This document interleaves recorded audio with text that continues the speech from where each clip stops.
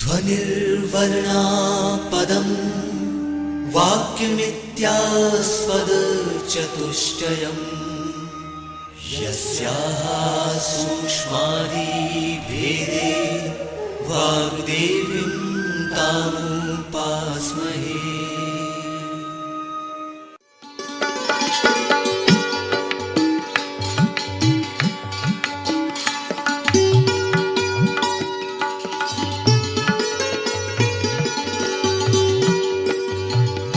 मध्य प्रदेश भोज मुक्त विश्वविद्यालय का इलेक्ट्रॉनिक माध्यम निर्माण और शोध केंद्र EMPRC प्रस्तुत करता है समाज कार्य विषय पर आधारित ध्वनि कार्यक्रम वृत्तिक समाज कार्य की विधियाँ। इस कार्यक्रम के विषय विशेषज्ञ हैं डॉक्टर SR बिल्लोरे। ये कार्यक्रम MSW के पाठ्यक्रम को ध्यान में रखकर तैयार किया गया है। कार्यक्रम का ध्वनि मुद्रण, संपादन और प्रस्तुतिकरण किया है अमर बहादुर यादव ने। तो आइए सुनते हैं ध्वनि कार्यक्रम वृत्तिक समाज कार्य की विधियाँ।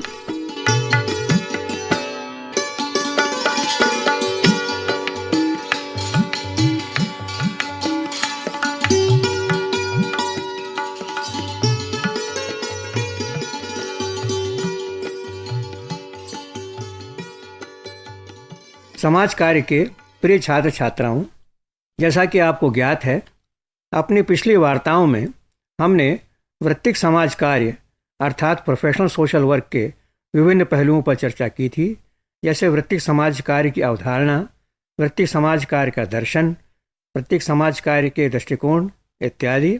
आज हम एक अन्य विशेष विषय पर चर्चा करेंगे जिसका समाज कार्य में अत्यधिक महत्व है, और वो है समाज कार्य की विधियाँ। प्रिय छात्रों, जैसा कि आप जानते हैं, समाज में जितने भी व्यवसाय हैं, जितनी भी वृत्तियां हैं, जैसे चिकित्सा या अभियांत्रिकी या कानून, प्रत्येक व्यवसाय अपने कुछ सेवार्थियों को अपनी सेवाएं प्रदान करता है, उन्हें सहायता करता है, और सहायता करने की विभिन्न विधियां होती हैं। उसी तरह से वृत्तिक समाज कार्य भी एक व्यवसाय है और अपने सेवार्थियों को सेवा प्रदान करने की इसकी अपनी विशिष्ट विधियां हैं। इसके बारे में एक बात मैं आपको और बताना चाहूँगा कि वृत्तिक समाज कार्य एक बहुविषयक वृत्ति है, एक बहुविषयक व्यवसाय है, और इसमें हमने अलग अलग विषयों से सामग्री ग्रहण की है। जैसे हमने समाजशास्त्र से ग्रहण किया है, अर्थशास्त्र से लिया है, मनोविज्ञान से लिया है, राजनीति शास्त्र से लिया है, कानून से भी लिया है, और हमने इनमें से उतना ही ग्रहण किया है जो कि हमको अपने सेवार्थी को मदद करने में सहायक हो। लेकिन जिस विषय की चर्चा आज मैं आपसे करना चाहता हूँ, वह विषय हमारी अपनी पूंजी है, अर्थात पिछले 150 वर्षों के व्यवहार में हमने धीरे धीरे करके इसको इकट्ठा किया है, और आज हम गर्व के साथ कह सकते हैं कि वृत्तिक समाज कार्य की विधियाँ नाम का जो खंड है समाज कार्य का, वो हमारा अपना बनाया हुआ है, हमारी अपनी विशेषता है, हमारी अपनी पूंजी है। तो आइए छात्रों, समाज कार्य की विधियों के बारे में परिचय प्राप्त करें।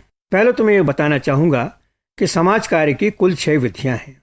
सरल शब्दों में अगर कहना चाहें तो समाज कार्य के 6 तरीके हैं जिससे संकटग्रस्त व्यक्ति को, समस्याग्रस्त व्यक्ति को हम सहायता प्रदान कर सकते हैं। कहने को 6 विधियाँ हैं ये, लेकिन अल्टीमेटली आखिरकार इनका जो लाभ है वह व्यक्ति विशेष को ही मिलता है। ये जो विधियाँ हैं, एक दूसरे शब्दों में आप कह सकते हैं कि मदद करने के अलग अलग लेवल्स हैं, मदद करने के अलग अलग स्तर हैं। जैसे व्यक्ति की सहायता आप व्यक्तिगत स्तर पर भी कर सकते हैं, समूह के स्तर पर भी कर सकते हैं, और पूरे गांव या शहर के स्तर पर भी आप उसे संपन्न कर सकते हैं। तो इन विधियों के पहले मैं आपको नाम बता दूं। समाज कार्य की 6 विधियों में सबसे पहला नाम आता है सोशल केस वर्क, अर्थात व्यक्तिगत समाज कार्य या वैयक्तिक समाज कार्य। इसमें व्यक्ति को व्यक्तिगत रूप से सहायता प्रदान की जाती है। इसकी चर्चा मैं बड़े विस्तार से आपके साथ करूँगा। समाज कार्य की दूसरी विधि है सोशल ग्रुप वर्क, अर्थात समूह समाज कार्य। इसमें अपने सेवार्थी को हम समूह के माध्यम से मदद पहुंचाने का प्रयास करते हैं। समाज कार्य की तीसरी विधि का नाम है सामुदायिक संगठन या कम्युनिटी ऑर्गेनाइजेशन। इस विधि में आपका जो सेवार्थी है वो पूरा गांव या पूरा शहर हो सकता है, और अल्टीमेटली अंततः जो आप सहायता करते हैं शहर के स्तर पर या गांव के स्तर पर, उसका लाभ भी व्यक्ति विशेष को मिल सकता है। वृत्तिक समाज कार्य की चौथी विधि का नाम है सोशल वेलफेयर एडमिनिस्ट्रेशन या समाज कल्याण प्रशासन। जैसा कि आप जानते हैं, समाज में सेवाएं प्रदान करने के लिए अनेक शासकीय और अशासकीय समाज कल्याण संस्थाएं होती हैं। इनका प्रशासन कैसे चले, इनका संचालन कैसे हो, इसकी जो विधि है उसे ही समाज कल्याण प्रशासन की विधि कहा जाता है। समाज कार्य की पांचवी विधि है सामाजिक शोध या अनुसंधान अर्थात सोशल वर्क रिसर्च।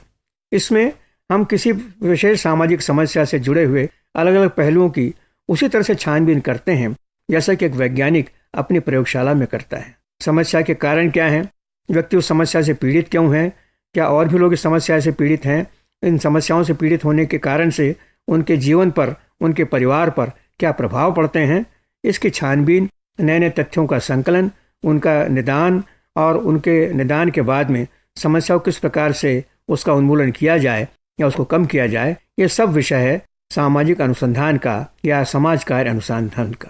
और समाज कार्य की छठी और अंतिम विधि है सामाजिक संक्रिया, जिसे अंग्रेजी में कहते हैं सोशल एक्शन। इस विधि में समस्या के ऊपर सीधा आक्रमण किया जाता है। तो ये 6 विधियां हैं संक्षेप में। अब आइए प्रत्येक विधि के बारे में थोड़ा सा विस्तार से हम जानकारी प्राप्त करें। जैसा कि मैंने पहले आपसे बताया, समाज कार्य की पहली विधि है वैयक्तिक समाज कार्य या व्यक्तिगत समाज कार्य, अंग्रेजी में सोशल केस वर्क। समाज कार्य के विद्वान बॉवर्स के हिसाब से व्यक्तिगत समाज कार्य एक कला है और इस कला में जो व्यक्तिगत सामाजिक कार्य करता है उसके पास जो ज्ञान होता है, ज्ञान काहे के बारे में, सामाजिक संबंधों के बारे में, और उस कार्यकर्ता के पास में जो तकनीक होती है, तकनीक भी किसके बारे में, सामाजिक संबंधों के बारे में। तो अपने ज्ञान और तकनीक दोनों का प्रयोग करके वह अपने सेवार्थी को जो कि समस्या से ग्रस्त है उसकी क्षमताओं को उत्प्रेरित करने की कोशिश करता है, उनको बढ़ाने की कोशिश करता है और ये भी खोज करता है कि समाज में या उस गांव में या उस शहर में ऐसे कौन से संसाधन हैं जिनका उपयोग करके उसकी समस्या को हल करने में मदद मिल सकती है। और इन सब का उद्देश्य, अंतिम उद्देश्य है समायोजन या अंग्रेजी में जिसको कहते हैं एडजस्टमेंट। एडजस्टमेंट किसके बीच में, उस सेवार्थी के और उसके सामाजिक पर्यावरण के बीच में समायोजन या एडजस्टमेंट। इस बात को ध्यान रखना चाहिए कि आज समाज में जितनी भी समस्याएं हम देख रहे हैं, खास तौर से व्यक्तिगत समस्याएं, वो तब उत्पन्न होती हैं जब व्यक्ति का अपने सामाजिक परिवेश से, अपने सामाजिक पर्यावरण से भली भांति समायोजन नहीं होता है। उदाहरण के लिए, एक व्यक्ति नशे की समस्या से ग्रस्त है, हो सकता है उसके परिवार में, उसके परिवार वालों से उसके अनबन हो सकता है उसके जो संगी साथी हैं उससे उनका कुछ संघर्ष हुआ हो, कोई क्लेश हो, या संभव है जिस जगह वो व्यक्ति काम करता है, जिस कारखाने में या जिस कार्यालय में, उसमें उसका जो बॉस है, उसका जो सुपरवाइज़र है, उससे उसकी खटपट होती रहती है। और जब कोई रास्ता नहीं दिखा तो उस व्यक्ति ने शराब का सहारा लिया और धीरे धीरे वो व्यक्ति पूरा शराबी या अल्कोहलिक बन गया। तो वो व्यक्ति अपनी समस्या लेकर के हमारे पास में आता है, एक व्यक्ति के सामाजिक कार्यकर्ता के पास में, और इस बात को स्पष्ट करता है कि मुझसे अब इस समस्या का समाधान नहीं हो पाता, आप ही इसमें मेरी मदद करें। लेकिन इस बात का भी हम लोग ध्यान रखें कि समस्या हम हल नहीं करते हैं, समस्या तो उस व्यक्ति को ही हल करना होती है। इसलिए समाज कार्य का मूल नारा है help others to help themselves, अर्थात दूसरों की मदद ऐसी करो ताकि वो अपनी मदद आप कर सकें। तो ये जो शराबी हमारे सामने एक सेवार्थी के रूप में आया है, पहले जैसा कि इस परिभाषा में कहा गया है, हम अपना जो मानवीय संबंधों का जो ज्ञान है उसका उपयोग करेंगे, उस व्यक्ति के व्यक्तित्व में झांकने की कोशिश करेंगे और ये खोजने की कोशिश करेंगे कि ये जो समस्या है उसमें उस खुद व्यक्ति का कोई हाथ है भी, और अगर है तो कितना है। कई बार व्यक्ति अपनी समस्याएं खुद खड़ी कर लेता है और उसका दोष औरों पर डालने का प्रयास करता है। उसके बाद में उसका जो आसपास का परिवेश है उसकी भी हम छानबीन करते हैं और अपनी जो हमारी कौशल है, जो हमारी कुशलता है मानवीय संबंधों को परिवर्तित करने की, उनको एक नए सांचे में ढालने की, उसका उपयोग करके हम अपने उस सेवार्थी से संबंध स्थापन करते हैं। समस्याओं की जो जानकारी हमको मिली है, उसके कारणों की जानकारी मिली है, उससे हम उसको अवगत कराते हैं, उसको इस बात के लिए प्रेरित करते हैं कि तुम खुद अपने अंदर झांको और देखो कि तुम उसके लिए कितने जिम्मेदार हो। और इस प्रकार से करते करते जब उसको वास्तविकता का एहसास होता है तब उसको पता चलता है कि मेरे परिवेश में और मुझ में जो क्लेश हो रहा है, जो संघर्ष हो रहा है, उसके कारण क्या है और उन कारणों को कैसे मैं दूर कर सकता हूँ। और अगर उसमें इच्छा शक्ति का अभाव है उसमें संघर्ष करने के माध्य का भाव है, उसको भी हम उत्प्रेरित करने का प्रयास करते हैं ताकि अपनी क्षमताओं को जगा करके अपनी समस्या से लड़ सके और उसका समाधान कर सके। तो ये पहली विधि है व्यक्तिगत समाज कार्य, जिसमें एक सेवार्थी अपनी व्यक्तिगत समस्या लेकर के सामाजिक कार्यकर्ता के पास में आता है। सामाजिक कार्यकर्ता उसके समस्या के कारण ढूंढने की कोशिश करता है। सेवार्थी के अंदर उन कारणों के कितना उपयोग, कितना उसका रोल है, उसकी भूमिका है, इस बात की छानबीन होती है। सेवार्थी की जो क्षमताएं हैं उनको जगाने का, उनको बढ़ाने का प्रयास किया जाता है और इन सबको मिला करके अंततः ये उद्देश्य होता है कि सेवार्थी का अपने सामाजिक परिवेश से ठीक से भली भांति समायोजन या एडजस्टमेंट हो सके। ये थी समाज कार्य की पहली विधि, जिसको हम कहते हैं सोशल केस वर्क या वैयक्तिक समाज कार्य। प्रिय छात्रों, जैसा कि मैंने प्रारंभ में बताया था, व्यक्ति को मदद करने के कई स्तर हो सकते हैं। अभी जो चर्चा हमने की वो थी मदद करने की व्यक्तिगत स्तर पर। अब आइए देखें कि क्या समूह के स्तर पर भी व्यक्ति की कोई मदद हम कर सकते हैं सामाजिक कार्यकर्ता के रूप में। और उसका एक छोटा सा उदाहरण मैं बताऊं आपको कि अभी जैसा मैंने आपको उदाहरण दिया था, एक व्यक्ति आपके पास में आता है जो शराब की समस्या से ग्रस्त है, लेकिन हो सकता है आपके आसपास ऐसे कई लोग हों, 20-25 लोग, 30 लोग हों, जो किसी प्रकार के अल्कोहलिज्म की समस्या से ग्रस्त हैं, नशाखोरी की समस्या से ग्रस्त हैं। अब देखिए, उनकी समस्या तो कॉमन है, वो है शराबखोरी, नशाखोरी, और इस समस्या से वो मुक्त होना चाहते हैं। तो ऐसी कई संस्थाएं हमारे समाज में हैं जो इस प्रकार के विशेष समूह का निर्माण करती हैं और इकट्ठा होकर के आपस में एक दूसरे की मदद करके सामूहिक स्तर पर प्रत्येक व्यक्ति की समस्या का हल हो सके, इस बात के प्रयास किए जाते हैं। इसका नाम है समूह समाज कार्य या सोशल ग्रुप वर्क। कोनोपका नाम के विद्वान ने इसकी बहुत सुंदर परिभाषा दी है समूह समाज कार्य की। समूह समाज कार्य क्या है?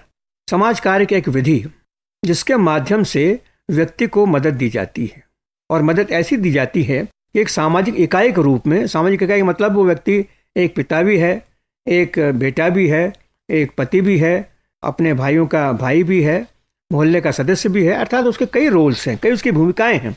और किसी कारण से, अल्कोहलिज्म की समस्या कारण से, वह इन समस्याओं को हल करने में अक्षम है, अपने रोल को भली भांति निभाने में अक्षम है। तो इस सामाजिक कार्य जो उसके हैं उसकी वृद्धि में हम कोशिश करते हैं।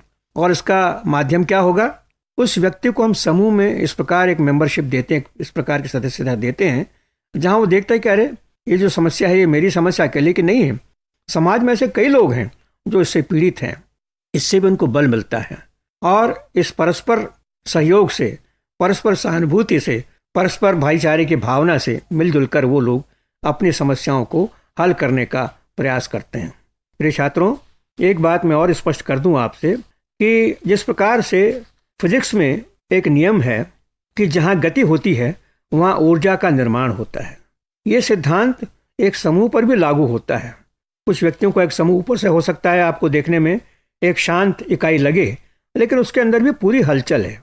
It is a dynamic unit, पूरा गतिशील इकाई है जिसमें संबंध बनते हैं, संबंध बिगड़ते हैं और व्यक्ति एक दूसरे को समझते हैं, एक दूसरे पर प्रभाव डालने का प्रयास करते हैं। और इन सारी गतिविधियों से उस समूह में ऊर्जा उत्पन्न होती है। इस ऊर्जा का उपयोग एक कुशल समूह समाज कार्यकर्ता प्रत्येक व्यक्ति की समस्या को हल करने में उसका उपयोग करता है। ऊपर से देखने में आपको लग सकता है कि एक स्कूल में जो गेम्स टीचर है वो भी वही काम कर रहा है, वो भी कबड्डी, खो खो या क्रिकेट खिला रहा है, और एक समूह सामाजिक कार्यकर्ता भी वही काम कर रहा है। लेकिन जहाँ तक गेम्स टीचर का सवाल है, उसके लिए वो जो खेल हैं कबड्डी, खो खो या क्रिकेट, वो अपने आप में ही लक्ष्य हैं। लेकिन समूह समाज कार्य में इन्हीं खेलों को व्यक्ति की समस्या को हल करने का एक माध्यम माना जाता है और उनका उपयोग उसी लिए किया जाता है। अर्थात खेल वहाँ पर एक साधन है, जबकि खेल टीचर की जो गतिविधियाँ हैं, गेम्स टीचर की जो गतिविधियाँ हैं, वहाँ पर खेल अपने आप में ही उसका लक्ष्य या उसका अल्टीमेट टारगेट है। तो यह है समूह समाज कार्य की विधि, जिसमें सामूहिक ऊर्जा को उत्पन्न करके उसका उपयोग उस समूह के जो सदस्य हैं उनके समस्याओं को हल करना और उनके व्यक्तित्व विकास में उसका उपयोग करना, इस प्रकार के प्रयास किए जाते हैं। समाज कार्य की तीसरी विधि का नाम है सामुदायिक संगठन, अर्थात कम्युनिटी ऑर्गेनाइजेशन। आप समुदाय की परिभाषा तो जानते ही हैं। समुदाय क्या है? एक गांव भी हो सकता है, एक शहर भी हो सकता है और एक राष्ट्र भी हो सकता है। और समुदाय की खास विशेषताएं जो हैं, सबसे पहली विशेषता ये कि वहाँ पर कुछ लोग रहते हैं। दूसरी विशेषता, उसका एक निश्चित भूभाग होता है। गांव का भी एक नक्शा होता है, शहर का भी एक नक्शा होता है और देश का भी नक्शा होता है। उस निश्चित भूभाग में रहने वाले लोग जीवन की जो सामान्य दशाएं हैं उनका परस्पर मिलकर के उसका उपयोग करते हैं, उसका उपभोग करते हैं। और सबसे बड़ी बात समुदाय की जो कि गांव या शहर को जीवंत बनाती है वो है हम की भावना या वी फीलिंग, अर्थात ये हमारा गांव है, ये हमारा देश है। तो सामुदायिक संगठन में इसी हम की भावना का उपयोग किया जाता है पूरे समुदाय के कल्याण के लिए, पूरे समुदाय के उपयोग के लिए। सामुदायिक संगठन की परिभाषा इस विषय के विद्वान मरे जी रॉस ने बहुत अच्छे शब्दों में दी है। उनका यह कहना है कि कम्युनिटी ऑर्गेनाइजेशन या सामुदायिक संगठन एक प्रक्रिया है और इस प्रक्रिया के माध्यम से कुछ काम होते हैं समुदाय के द्वारा। ध्यान दीजिएगा, कार्यकर्ता के द्वारा नहीं, समुदाय के ही द्वारा, अर्थात गांव वालों के द्वारा या शहर वालों के द्वारा। और इसके द्वारा क्या काम होते हैं? सबसे पहले अपनी आवश्यकताओं का पता लगाना, अर्थात मेरे गांव में अगर पीने के पानी की समस्या है, स्कूल बिल्डिंग की समस्या है, सड़क की समस्या है, इन समस्याओं का हम लोग पता गांव वाले मिल करके लगाते हैं। इसके बाद हम ये लक्ष्य तय करते हैं इस प्रक्रिया में कि हमारा लक्ष्य क्या हो। अगर पानी की समस्या है तो क्या एक छोटा सा तालाब खोदें या कुएं बनाएं इत्यादि। उसके बाद में ये जो आवश्यकताएं हमारी हैं इनमें प्राथमिकता तय की जाती है कि हमारी सबसे जो ज़रूरत है, आवश्यकता है, वो है पीने का पानी। स्कूल का नंबर उसके बाद में आ सकता है, सड़क का नंबर उसके भी बाद में आ सकता है। अर्थात पहली प्राथमिकता पीने का पानी, दूसरी प्राथमिकता स्कूल और तीसरी प्राथमिकता सड़क। उसके बाद में हम अपने माध्यम से उस गांव में या उस शहर में गांव वालों को या शहर वालों को प्रेरित करने की कोशिश करते हैं कि भाई समस्या का हल हम नहीं करने आए हैं, इसका हल तो आपको ही करना है, आपको ही अपनी इच्छा शक्ति को जागृत करना है। ये बहुत मुश्किल काम है लेकिन वास्तव में यही इस काम की मूल आधार है। उसके बाद हम उन संसाधनों को खोजने की कोशिश करते हैं, आंतरिक संसाधन और बाह्य संसाधन, जिनका उपयोग करके हम उस समस्या को हल करने में अपनी भूमिका भली भांति निभा सकते हैं। और अंततः हम लेते हैं एक एक्शन, एक कार्रवाई करते हैं। जो हमने प्लानिंग किया है, जो हमने नियोजन किया है उस समस्या को हल करने का, उसके ऊपर हम इम्प्लीमेंट करते हैं, उसको लागू करते हैं। और ऐसा करने में जो सबसे ज़रूरी बात है सामुदायिक संगठन की, वह कोई सड़क या मकान या पंचायत घर या पानी का कुआं नहीं है, बल्कि इन सामूहिक प्रयासों से गांव में एक भाईचारे की भावना विकसित करना, परस्पर सहयोग की भावना विकसित करना और उस गांव या शहर में रहने वाले लोगों के लिए एक आत्मविश्वास विकसित करना कि हमारी समस्या बाहर से कोई आदमी आकर के हल नहीं करेगा, बल्कि अपनी समस्याओं का समाधान हम खुद करेंगे। ताकि अगली बार जब सामाजिक कार्यकर्ता, जिसको हम सामुदायिक संगठक या कम्युनिटी ऑर्गेनाइजर कहते हैं, जब वहाँ से चला जाए और वैसे कोई और समस्या खड़ी हो जाए तो बिना किसी बाहरी सहायता के वह व्यक्ति, जो गांव के लोग हैं, शहर के लोग हैं, अपनी समस्याओं का हल खुद ढूंढने में सक्षम हो। ये थी समाज कार्य की तीसरी विधि, जिसको हम लोग कहते हैं सामुदायिक संगठन। अब आइए समाज कार्य की चौथी विधि के बारे में बात करें, जिसको सामाजिक कल्याण प्रशासन कहते हैं या समाज कार्य प्रशासन कहते हैं, सोशल वेलफेयर एडमिनिस्ट्रेशन। और सोशल वेलफेयर एडमिनिस्ट्रेशन की जो डनहम की जो सरलतम परिभाषा वो ये, it is a process of transforming social policy into social services. अर्थात ये एक ऐसी प्रक्रिया है जिसके माध्यम से हम सामाजिक नीति को सामाजिक सेवाओं में, सामाजिक कार्य में परिवर्तित कर सकते हैं। एक यंत्र है ये समाज कल्याण प्रशासन का। तो इसमें एक व्यक्ति, और ये तो आप जानते ही हैं कि समाज कल्याण के संस्थाओं के माध्यम से आज हमारे देश में अधिकांश सामाजिक कार्य हो रहा है, और इन समाज कल्याण संस्थाओं का संचालन करना भी अपने आप में एक चुनौती है, अपने आप में कला है। जो भी संसाधन आपके पास में है, चाहे आपकी जो संस्था है वो शासकीय हो, चाहे कोई NGO हो, अर्थात स्वैच्छिक संस्था, इसमें प्रशासन के बिना आप अपनी सेवाएं अच्छी तरह से नहीं दे पाएंगे। तो प्रशासन कैसे किया जाए, इसकी शिक्षा इस माध्यम से दी जाती है। और इसके कुछ पहलू हैं जिनको कि विद्यालयों में सिखाया जाता है समाज कल्याण प्रशासन के। इसका सबसे पहला जो अंग है समाज कल्याण प्रशासन का, वो है प्लानिंग या नियोजन। एक अच्छा जो समाज कल्याण का अधिष्ठाता है किसी संस्था का, उसको प्लानिंग में निष्णात होना चाहिए, नियोजन करते आना चाहिए। अर्थात अगर दृष्टिहीन बालकों के कल्याण की संस्था है तो उसको साल भर का बजट बनाना होता है, सारी व्यवस्था करनी पड़ती है, कैसे हम कार्यक्रम चलाएं। तो नियोजन समाज कल्याण प्रशासन का पहला अंग है। दूसरा है संगठन या ऑर्गेनाइजेशन।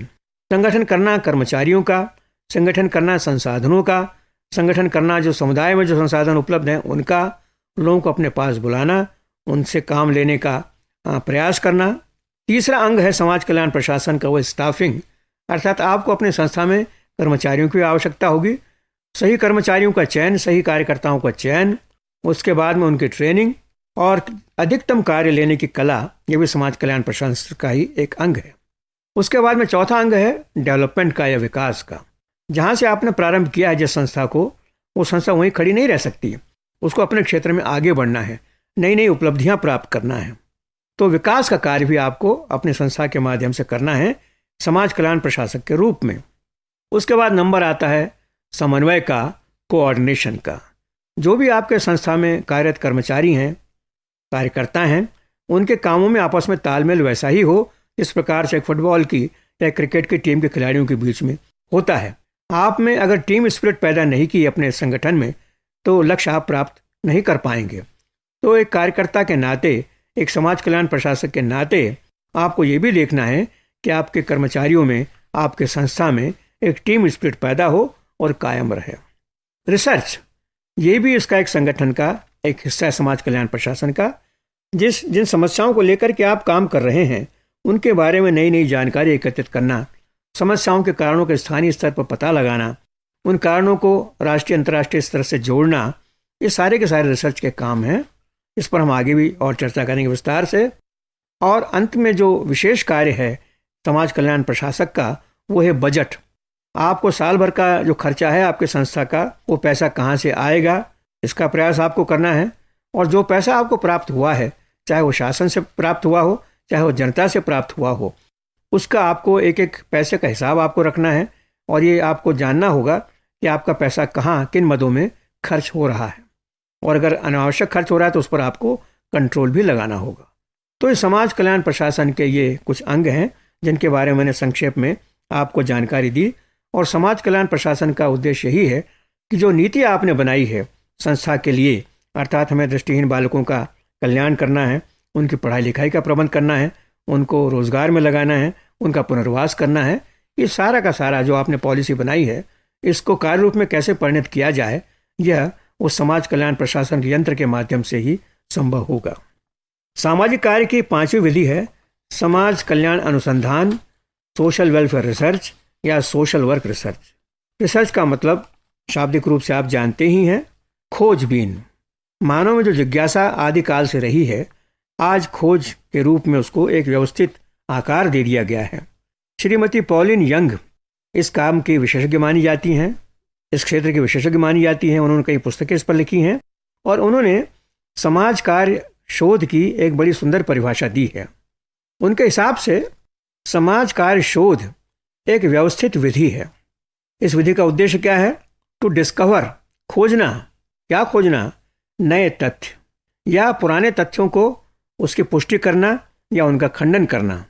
इसके बाद में इसी के अंतर्गत उन तथ्यों को एक सिलसिलेवार जमाना, उन तथ्यों के आपस में जो क्या संबंध है उसकी जानकारी प्राप्त करना, और जो समस्याएं हैं उनके कारण क्या हैं इसको स्पष्ट करना, और उसके बाद में अंततः ये पता लगाना कि क्या ऐसे कोई प्राकृतिक नियम हैं, क्या कोई ऐसे सहज नियम हैं जिनसे इन सारी चीज़ों का नियमन होता है।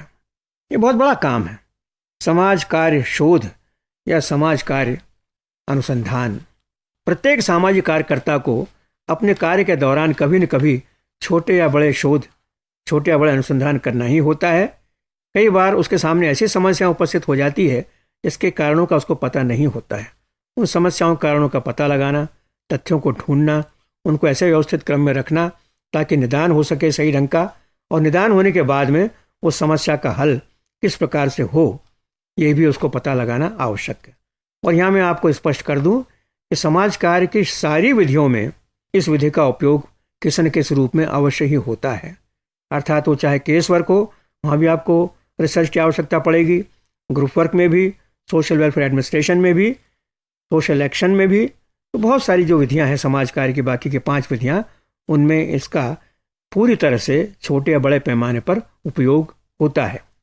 और आइए अंत में मैं आपको एक ऐसी विधि के बारे में बताऊं जिसको समाज कार्य की विधि मानने में काफ़ी लंबे समय तक विवाद रहा है।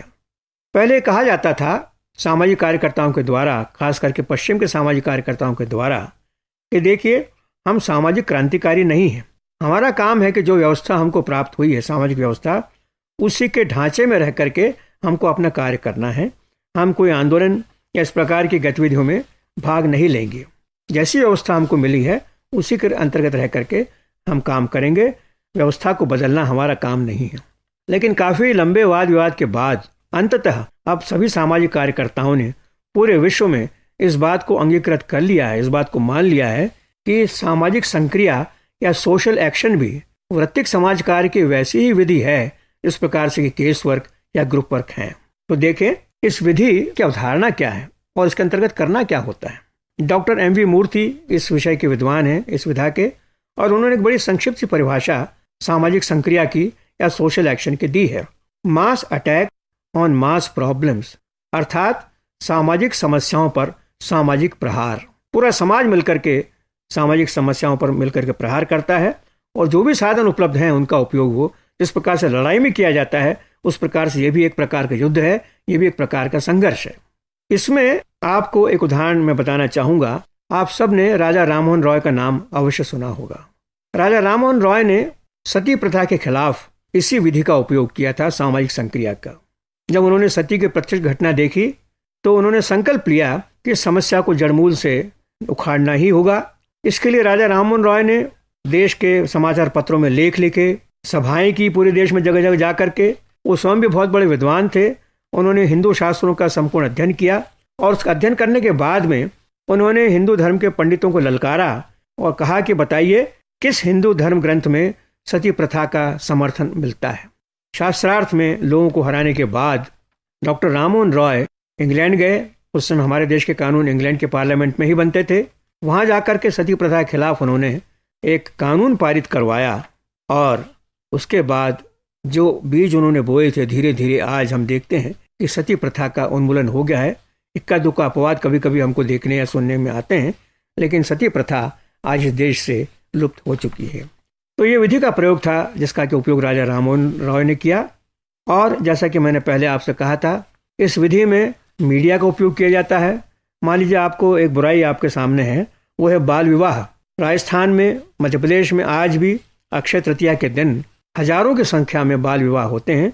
सामाजिक कार्यकर्ता इसके उन्मूलन के लिए भी प्रयासरत हैं और इस कार्य में, सामाजिक संक्रिया के कार्य में, समाचार पत्रों में लेख, पैम्फलेट बांटना, सभाएं लेना, व्यक्तिगत रूप से लोगों को समझाना, जब इस तरह के कार्य हो तो उसके लिए पुलिस में रिपोर्ट करना, उसके बाल विवाह अगर होने वाले हो तो उसको रोकथाम करना, लोगों को बाल विवाह के जो नुकसान हैं उसके बारे में समझाना, इत्यादि इत्यादि। तो हमें उम्मीद करेंगे कि हमारे देश में आगे चल करके जैसे सती प्रथा का उन्मूलन हुआ उसी प्रकार से बाल विवाह प्रथा का भी उन्मूलन आगे चल करके होगा। हालांकि इसके लिए बहुत हमको सामूहिक प्रयास बहुत जबरदस्त और बहुत तेजी से करना होंगे। तो छात्रों, ये थी समाज कार्य की 6 विधियां। पहली विधि थी वैयक्तिक समाज कार्य, सोशल केस वर्क। दूसरी विधि थी सामूहिक समाज कार्य अर्थात सोशल ग्रुप वर्क। तीसरी सामुदायिक संगठन, कम्युनिटी ऑर्गेनाइजेशन। चौथी समाज कल्याण प्रशासन, सोशल वेलफेयर एडमिनिस्ट्रेशन। 5वां समाज कार्य अनुसंधान या सोशल वर्क रिसर्च। और छठा सोशल एक्शन या सामाजिक संक्रिया। और ये ध्यान रखिएगा कि इनमें से प्रत्येक का केंद्र बिंदु व्यक्ति ही है। समस्या चाहे व्यक्तिगत स्तर पर हम उसको प्रयास करें उसको हटाने का, चाहे सामूहिक स्तर पर या सामुदायिक स्तर पर, प्रत्येक का लक्ष्य केंद्र जो है वो व्यक्ति ही है। और इन विधियों के माध्यम से हमारा हमेशा ये प्रयास होता है कि व्यक्ति की समस्या व्यक्तिगत स्तर पर, सामूहिक स्तर पर या सामुदायिक स्तर पर उसका उन्मूलन हो सके।